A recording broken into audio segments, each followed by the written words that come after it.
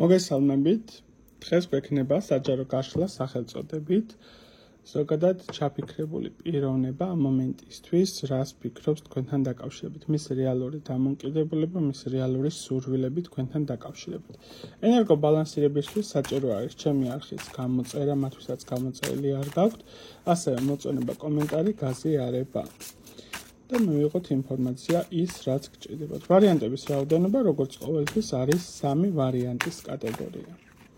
პირადი კონსულტაციებისთვის შეგიძლიათ დამიკავშირდეთ Facebook-ის ან Instagram-ის გვერდზე. მაშინ სადამე დავიწყოთ. პირველი ვარიანტი, მეორე ვარიანტი, მესამე ვარიანტი. შეხედეთ კარტებს, აირჩიეთ თქვენთვის სასურველი ვარიანტი, მათ ვინც ვერ მოასწარეთ არჩევა შეგიძლიათ დააპაუზოთ, დავიწყოთ პირველი ვარიანტით. ჩაფიქრებული პიროვნება ამ მომენტისთვის რას ფიქრობს თქვენთან დაკავშირებით, რა დამოკიდებულება აქვს.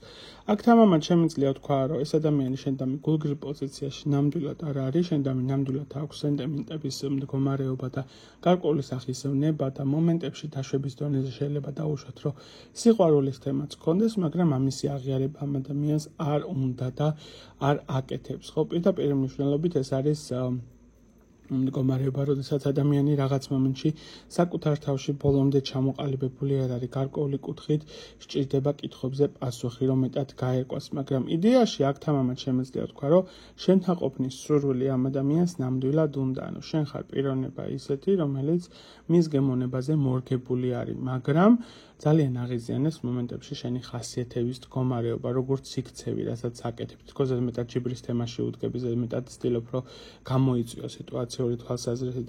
ამ ეტაპისთვის მიჩვენებს, რომ არის გარკვეული სახის პროტესტების თემა, თუმცა ყველაფრის მიუხედავად მიჩვენებს, რომ ამ ადამიანს უყვარხარ, მოსწონხარ აქუნების თემა, უნდა შენთან ყოფნის სიტუაცია, მაგრამ ხასიათებს რა უყოთ, აი ეს დამოკიდებულება აქვს პირდაპირ მნიშვნელობით.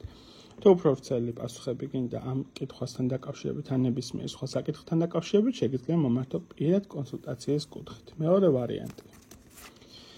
დავიწყებ იმით, რომ არსებული სიტუაცია თითქოს რაღაც მომენტში გაურკვეველი არის იმ თვალსაზრისით, რომ თუ ხარ საწყის ეტაპის მდგომარეობის თვალსაზრისით, ეს ადამიანი ფიქრობს, რომ სჭირდება უფრო მეტი დაფიქრება და გააზრება, რა შეიძლება ამ ურთიერთობამ მოუტანოს. რამდენად შეიძლება ეს ურთიერთობა უღირდეს. თუ ხართ ურთიერთობის თემაში გარკვეული კუთხით, მაშინ ვიტყოდი ესეთ რაღაცას, რომ ეს ადამიანი ფიქრობს, რომ თქვენი ეს კავშირი არ არის შემთხვევითობის სიტუაცია. რამდენადაც შეიძლება თქვენთვის ეს ადამიანი და თქვენ მისთვის იყოთ საჩუქრის პოზიცია, თითქოს სასჯელის კუთხეს თაცხართ მისთვის, იმიტომ რომ არის ხოლმე ხშირად ისეთი გარკვეული სახის სიტუაციები, სადაც შეიძლება არეულები იყოთ, ვერ ყალიბდებოდეთ, ვერ ლაგდებოდეთ, ან შეიძლება ხშირად იყოს ხოლმე კონფლიქტური თემა. იდეაში ამ ადამიანს შენდამი აქ დამოკიდებულება, რომ უფრო მეტის მოთხოვნილება უნდა, თითქოს უფრო მეტად გავალდებულებ შე, რომ შენ შეცვალო რეალობა, მეტი გააკეთო რაღაც სიტუაციურად, მაგრამ შენ არ აკეთებ იმას, რაც მის სურვილებს აკმაყოფილებს, რაც მის ეგოს ასე თქვათ გაუსწორებს სიტუაციას, ესე რომ ვთქვათ, ხო? შესაბამისად, აქ მიჩვენებს, რომ არის პასუხისმგებლობების დაკისრება შენთან მიმართებაში, შენგან ელოდება უფრო მეტ, შენგან აქვს მეტი მოთხოვნილების სიტუაცია, სურვილი შენთან ყოფნის ამ ადამიანს ამ ეტაპისთვის ვიტყოდი, რომ მეტნაკლებად აქვს, იმიტომ რომ რადგან ამოდის ამ კომბინაციაში ნულოვანი მდგომარეობა და ბედისწერის ბორბალი, მომენტებში თითქოს ზემეთად გაგიჟებული არის, მომენტებში საერთოდ არ ახსენდები, მომენტებში არც ფიქრობს, რომ შეიძლება რამე იყოს, აი ძალიან ცვალებადი დამოკიდებულება აქვს. ჩამოუყალიბებელი არის თამამად ვიტყვი ეს ადამიანი შენთან მიმართებაში. სურვილები არის, მაგრამ მეტად სჭირდება, რომ რაღაც სიტუაციებში გაარკვიო და დაუმტკიცო ამ ადამიანს შენი ერთგულება და ვარქვათ შენი ემოციური სტაბილურობა მისდამი, ხო? და გადავდივარ მესამე ვარიანტზე. ჩაფიქრებული პიროვნების რეალური დამოკიდებულება შენთან მიმართებაში. თამამად ვიტყვი, რომ ამ ეტაპისთვის ბუტიაობის პოზიციაში არის, აგრესიის მომენტი აქვს, რაღაცა კონკრეტულ სიტუაციას ვერ ხარშავს და ვერ ინელებს სიტუაციური კუთხით, თითქოს აქვს შენდამი წყენის თემა, რაღაცაში დადანაშაულების ფაქტორი, თითქოს შენ ზედმეტად გამოავლინე ეგოისტური დამოკიდებულება, ზედმეტად ეცადე რომ საკუთარი თავის კომფორტის თემაში მოყვანა გქონოდა, ხო?